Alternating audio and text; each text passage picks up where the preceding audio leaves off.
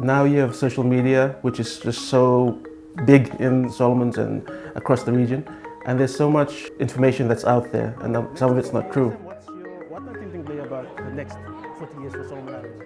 People tend to come to us, the reporters, to verify, make sure that the stories are correct and that the information is something that can be trusted.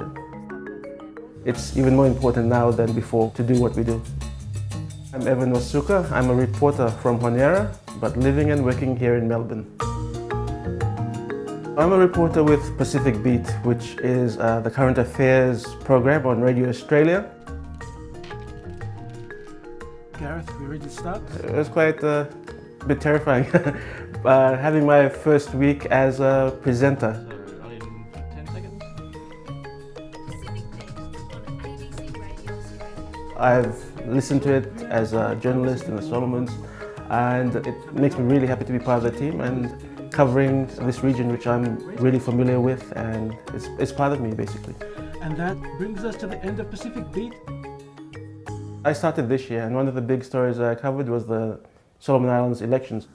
Solomon Islands has over 1,000 polling stations scattered across hundreds of islands. Here in the capital, Honiara, we're expecting 40,000 voters to have cast their ballots by the end of today. There's a lot of attention right now in the Pacific, and at the same time there's more news out there to get. Let's talk about this report on tobacco. I cover the region from here in Melbourne, like reporting on things happening back home. And then at the same time, my family is in the Solomons. Hey, hello. Hello. What are you guys up to? We're in the truck right now. Okay. It's a bit tough dealing with the distance. The type of work I do now, I wouldn't be able to do in the Solomons, so it's like a big opportunity to come and work for the ABC. Because Solomon Islands is such a small place that you have to go overseas to look for work and get the opportunities. But So I'm at the Independence Day celebration for the community in Melbourne, which is like the one big event every year where members of the Victoria Association, they come together. And just to mark that Independence Day, we have a meal, lots of cultural events, lots of dancing, and just people catching up and talking to each other.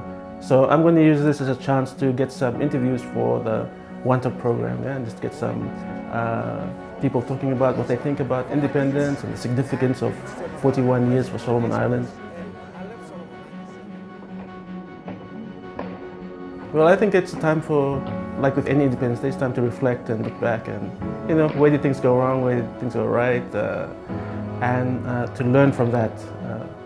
I think for the Solomon Islands, now there's a lot of attention on this issue with China and Taiwan, so it's a good time to be looking back and contemplating. There's also lots of things going forward that are looking good, like the Coral Sea Cable. They're starting to lay the cable right now, so lots of opportunities out there, I think.